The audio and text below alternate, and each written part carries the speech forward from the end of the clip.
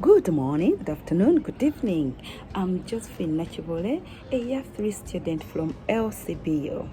I'm here to do a PowerPoint presentation on safe and effective administration of medication.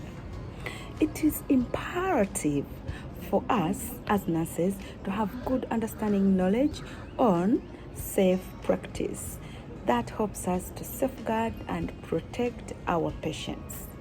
Nurses, we are mandated to have good understanding knowledge of the legislations that govern the medication in the United Kingdom, and we also need to know the rules that govern those legislations. Among those include Medication Act 1968, Human Medicines Regulation 2012, Misuse of Drug Act 1971 that involves controlled medication,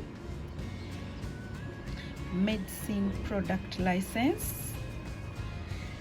Having good understanding knowledge, it helps us to work within the law and to ensure that safe practice is highly maintained at all times when we are administering medication. Imperative to have good understanding legal requirements valid for drug prescription. In the United Kingdom, some of the example of the medication mail sheets we use includes the following important information which every nurse is required to know. Among these include name of the drug should be recorded in generic.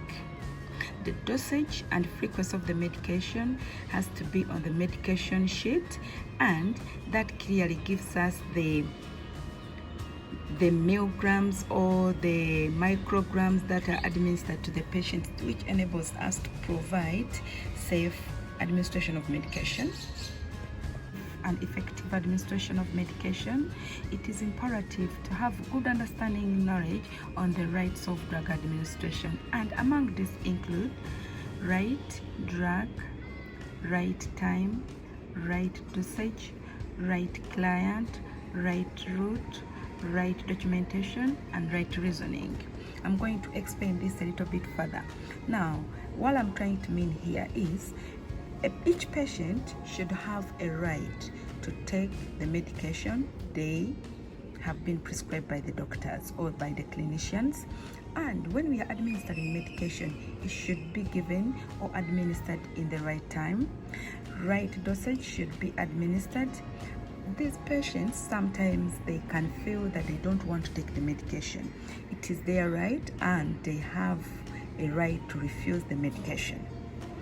We should also take into consideration that it is imperative to ensure that proper administration of medication is complied with.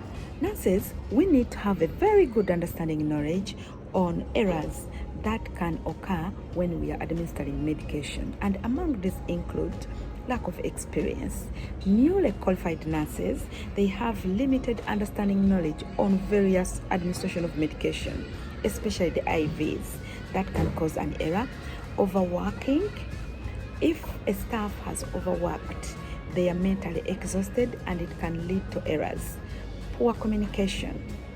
If there is no flow of information, or if there is a barrier of information, it can also lead to errors. Incompetence of staff. Some staff, they can actually not do CPDs, and new medication keep coming on daily basis. Now, that can also lead to errors when we are administering medication. Lack of good understanding knowledge of the medication we are administering is also another factor. How do we minimize them? To minimize errors, we nurses, we have various application of safe practices we can embed in our skills to ensure that such errors are minimized, and among these include know the patient. It is our responsibility to ensure that we know the patient's name, age, date of birth, weight, vital signs, allergies, diagnosis, and current lab results. If a patient have a birth armband, we need to use it. or we need to check it before administering the medication to minimize those errors. Effective common practice is paramount. When there is a flow of information, it is easy to provide safe and effective practice because all the healthcare professions will be on the same page. We need to minimize the noise in the workplace and also to ensure that right lighting is applicable. Thank you so much for listening to my PowerPoint presentation, and I wish you a happy, prosperous new year.